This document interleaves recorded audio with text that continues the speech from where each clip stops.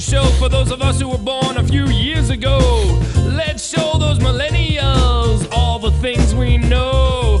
Being old makes us wise. Sometimes we even go outside. We know about life before 1999. You haven't seen nothing yet if you haven't lived life pre-internet. Listen up, this is stuff you won't want to forget.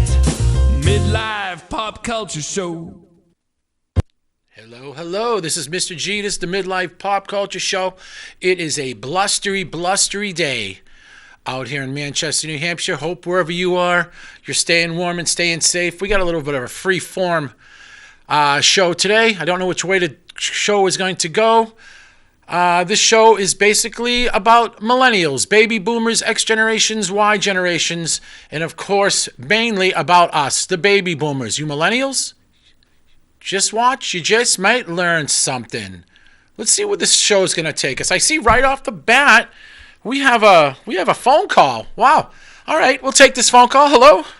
Hello, is this Agnes? This is Agnes. Hi, Agnes. And I can't believe that I saw you, Mr. G, at the Tubes concert last week. Of course, yes. Me and Gilda Hod not only saw a fantastic band, the Tubes, but we also met the host, you, of the MidLife Pop Culture Show. What an evening it was.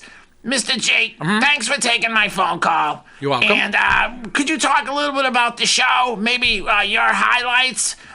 Because we had a great time. And thanks for taking the time to talk to us. We really had a great time. We here at the community love the MidLife Pop Culture Show even more than we love the Tubes. Thanks again.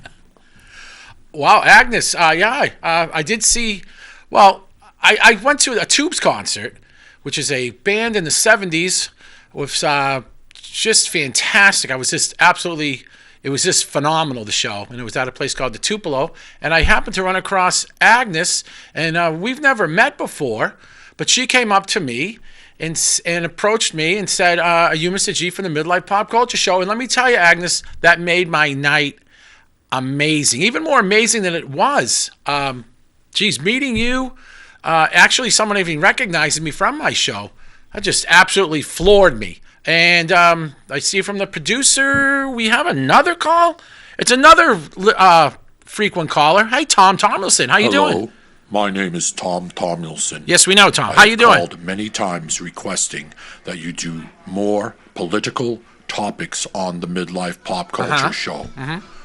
But last week, I attended a concert by the band called The Tubes. Yes. And I was absolutely astonished about the power of music and the gathering of people enjoying the music.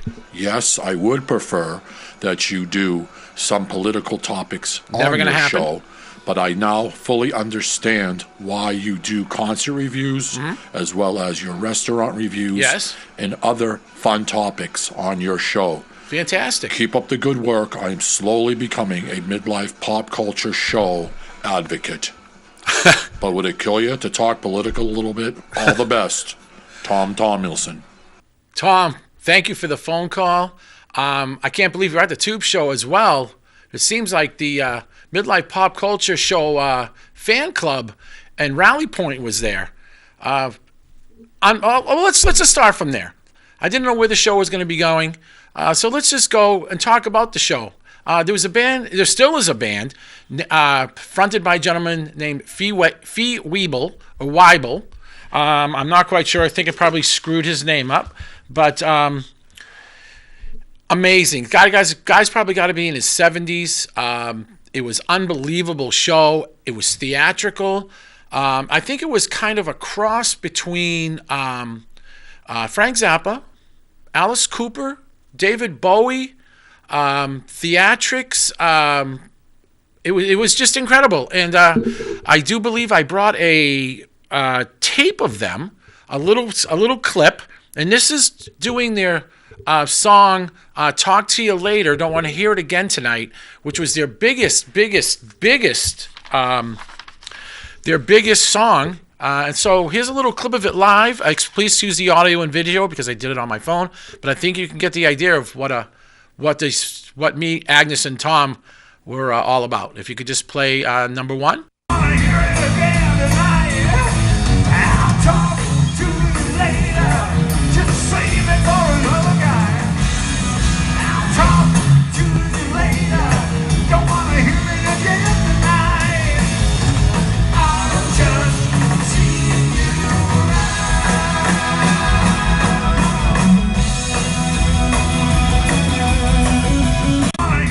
Wow. So, as you can see, that was the opening number. And the funny thing about it, they did that whole album in its entirety, which was kind of a rare event for the Tubes. They also sang a song that was very big called She's a Beauty. And I just can't, I haven't been to a concert in a long time. MidLife Pop Culture Show gives the Tubes 5, 10, 15 enthusiastic thumbs up. He went from character to character. There was always the drummer, original keyboard player. The bass player must have been there forever. And it was just one thing after another. And I also got I brought a number 2 with me. This is from during the show. This is She's a Beauty, another fantastic Tube song, if you want to just run that.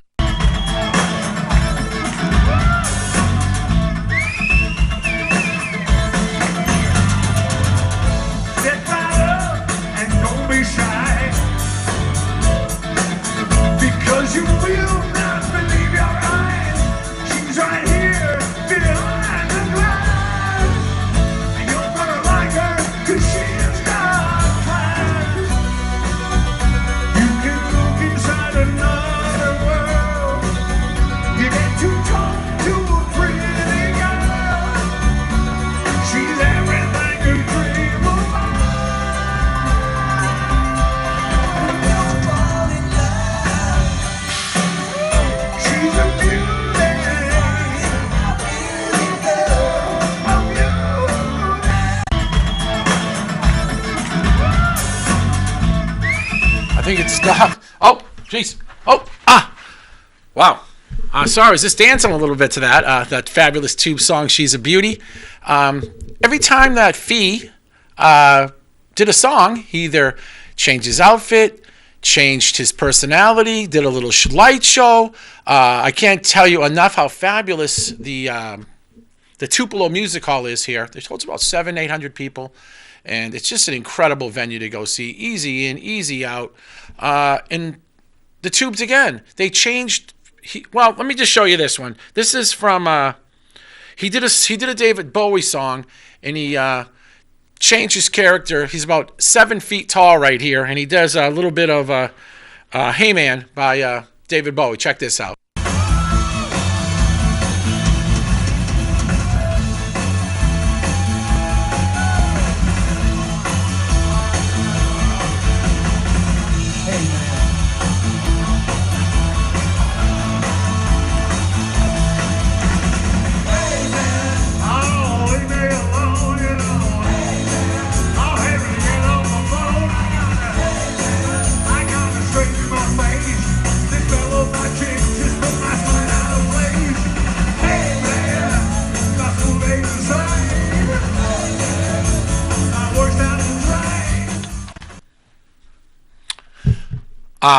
As you can see, he was in character there. He had these boots on that were probably about, I don't know, 3-4 feet that lifted him off the ground. They had the mic stand way up tall, and he had to walk out. And that was just one of his characters that he did during the concert. And then they started with Talk to You Later. They did the whole album, and then they ended with this. Number 4. Number 4. That's what they ended with.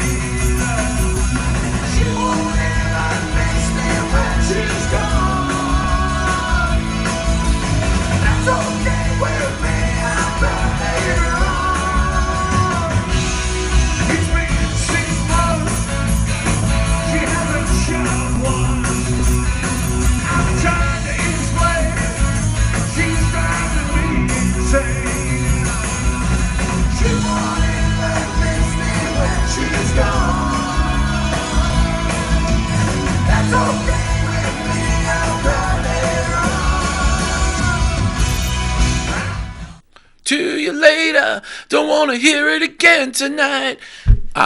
Wow. As you could hear, that was at the end of the concert. That was about 2 hours, 15 minutes into it. That was the last song that they played. And you could hear him. He's a little bit raspy, a little bit tuckered out, but the guy's in his early 70s. The Tubes, seeing Tom Tomlinson, seeing Agnes, seeing my friend Russell, who I haven't seen since high school. Hey, Russ, there's a shout out to you. Going there with my friend Chris. Amazing. Amazing time. Ladies and gentlemen, you got to grab onto those times, because good times and bad times, they happen all the time. And when something good like that happens, so we're going to come back. We're going to talk restaurant reviews at the 99. We'll be right back.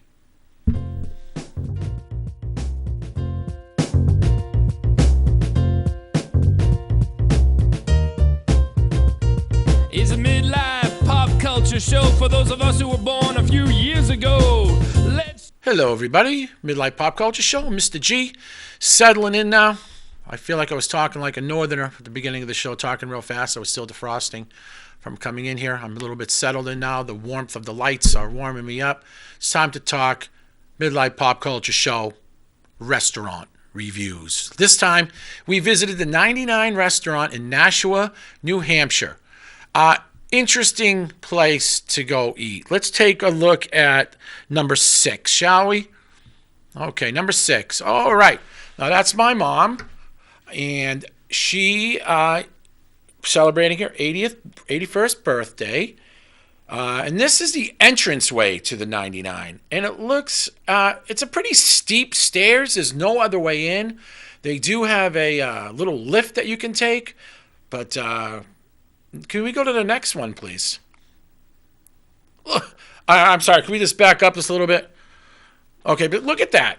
It looks like it's like a bomb shelter. Here we go. There. Look at those stairs. I mean, Mount Everest, ascent or descent. I would hate to be a couple drinks in and try to get in and out of here. And my poor mom, she's always gung-ho. She's a tough trooper, but I had to hold her tight as we were going down that stairway. And then when we get down to the bottom of it, this is what it looks like. No windows. No windows. If anybody that's a little bit claustrophobic, this is not the place for you. If I was going to, if there's an apocalypse that happens, and you want to be in a bomb shelter, head towards the 99 restaurant in Nashua, New Hampshire. And I think that probably could take a good blast or a good hurricane, a good tornado. You're down there. So then we finally got down there. We made our ascent into the restaurant. And here, what we have next, a very, very confusing menu. Now, there was 3, that's my menu and my mom's menu, but there was 2 insertions. There was the gluten-free. There was the original menu, the specials. I was overwhelmed. As a millennial, I probably could have handled it.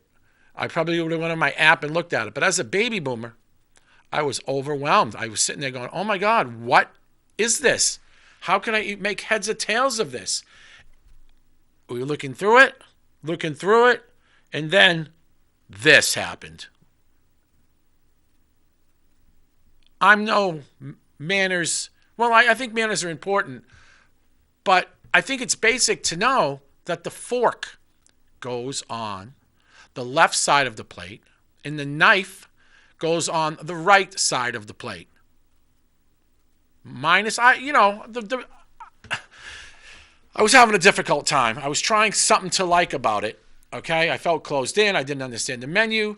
I got this silverware, and then I got this.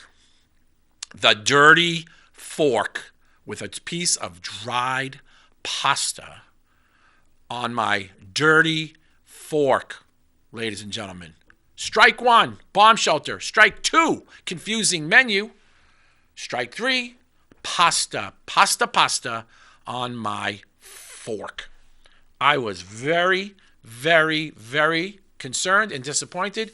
I had to call the attention. I didn't think I was at the attention that I deserved or anybody deserves when they go to a restaurant. So I had to call the waiter over, who looked a little bit 3 sheeps to the wind. I think it might have been his first day or maybe last day at the 99. I showed him the dirty fork, and he really didn't know what to do. I just said, maybe you could get me a clean fork. And I shook it off. My mom, trying to give her a good day, passed it on. And here's the next slide of my experience at the 99. Okay, now that is what I got. Not terrible, okay? Did it make up for the mashed potatoes were very hot.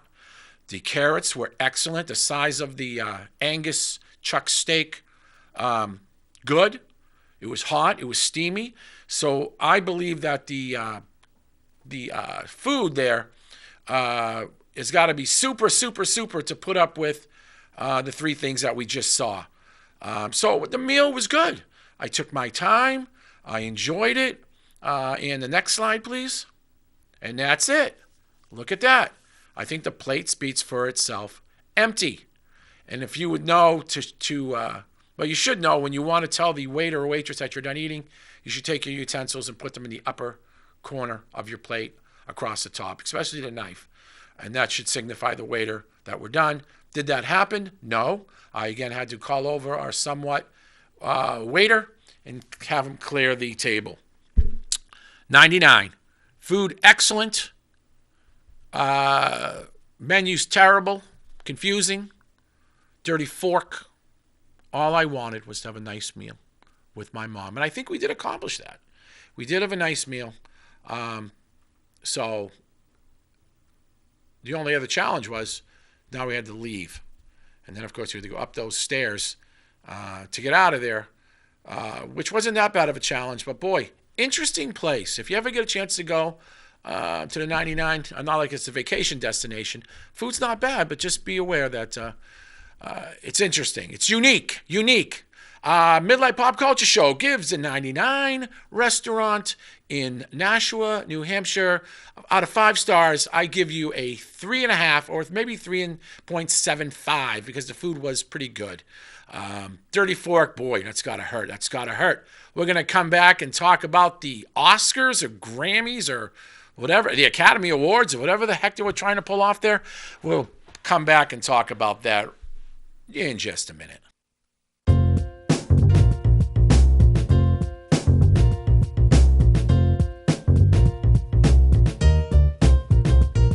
It's a midlife pop culture show for those of us who were born a few years ago. Let's show those millennials all the things we know.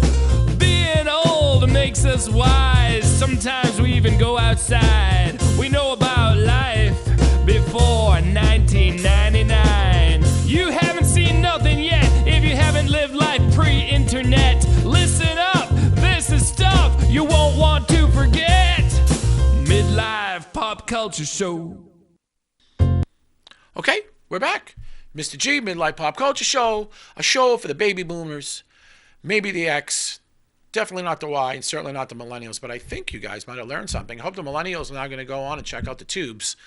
Great band. They're right up there with the kind of bands like the Talking Heads. I think they sound a lot like David Bowie. Really good band. And speaking of entertainment, the Academy Awards were on Sunday night. And let me read you something about the ratings of the Academy Awards. In the time zone adjusted fast national ratings, the award show drew 7.7 ratings in adults 18 to 49 and 29.6 million viewers on Sunday. That is up from 6.8 and 26.5 million in 2018.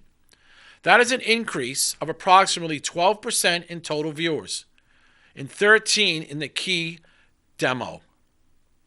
And while that is up from last year's historic low, this kind of makes me happy.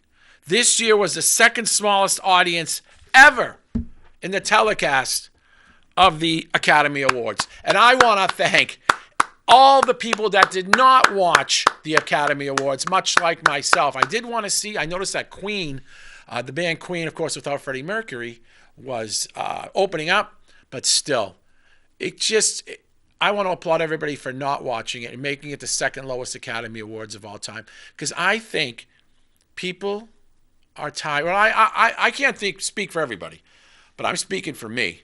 I am tired of seeing people, these upper 1% multimillionaire actors, flaunting their money in their jewelry and walking up the red carpet looking immaculately great. Guess what? We don't care. I don't care. Most of America doesn't care. And you guys should tone it down. Oh, they didn't have a host this year? Good. Maybe next time they shouldn't even have a show. Just put up who it is, who won in this little mixed up world of these people who make these award shows. I mean, the best picture, I believe, went to the movie Green Book. Now, Green Book was probably one of my favorite movies that I didn't see, that I've heard about. Now, Green Book was about a musician, a black musician going around with his white bass player / manager during the 50s and 60s, and that won Best Picture. And I guess when that happened, Spike Lee, for whatever reason, in his all pompousy, I'm so incredible, Spike Lee, because I made one movie that was worth a damn. I'm talking about Do the Right Thing. His rest of his movies have been complete crap, but that's just this baby boomer's idea. But he walked out of the Academy Awards. Ooh, he walked out. Nobody shed a tear that you walked out. Nor nobody did. What else do I have for about it? Okay, Glenn Close. Glenn Close. For those of you who are not familiar with Glenn Close, she played an excellent portrayal of the evil woman, whoever it was, on 101 Dalmatians Disney movie, and she was spot dead on that. Great job on that. She's been in probably, I'm guessing, 50, 100 movies. I'm just throwing that out there. And she was also in a movie, it slips my mind right now, but she should have won an Academy Award for it, and I should have been Academy Award enough to write down what that movie was. But she was in a movie called this one. I can't remember what it was. I feel ridiculous, but she was in a really good movie about a. I'm not going to even talk about it since I don't have the name of it, quite embarrassingly. But that's what happens when you're a baby boomer. Okay, so Glenn Close got shorted again. She has what we call the Susan Lucci, the woman who was in All My Children for, 20, 30 years. She was a famous actress in a soap opera, and she never won the soap opera awards, probably because nobody cares about the soap opera awards. But she never won it. But then near the end of her career, they threw her a token award for that. But Glenn Close, I really think you got shortchanged. That's a bit of a ramble. Best actor went to this guy that played Freddie Mercury for the band Queen on the movie. And of course, there was a lot of discrepancies in that movie. The biggest one, of course, that in the movie, from what I understand, of course I've never seen it, but from what I understand, Freddie Mercury in the movie told his bandmates that he was dying of AIDS right before they went on the historic Live Aid show, which is total rubbish, or hogwash, as some people on the show might say, because he didn't tell anybody until 1989, until the making of the album The Miracle. He might have known, but he certainly didn't tell his band members right before Live Aid that he was dying of AIDS. Let's see. So, what have we learned today? We've learned A, that the Tubes are a fabulous band.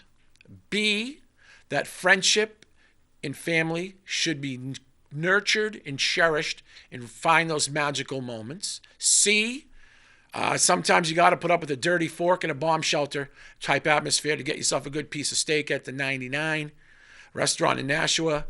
D, you're all fabulous. E, the Academy Awards is a bunch of crap. Let's keep fighting that, and maybe we can just get that right off the thing, because nobody cares about any Hollywood actor or whatever, that just because he can act, and you got people overseas giving their life, and they don't live the life that you're living. Just throwing that out there. Wow. So this has been quite a show. I know I was a little bit all over the place like a ping pong. A lot going on. Take a deep breath. Ferris Bueller once said, life moves pretty fast. If you don't slow down and enjoy it, you just might miss it. This show goes out to my wife, who I will be with forever, my friends Russell and Chris and Cole, and of course all you people that tune in to just kind of relax and take a breath during your hectic day. Thanks for watching. This is Mr. G, MidLife Pop Culture Show.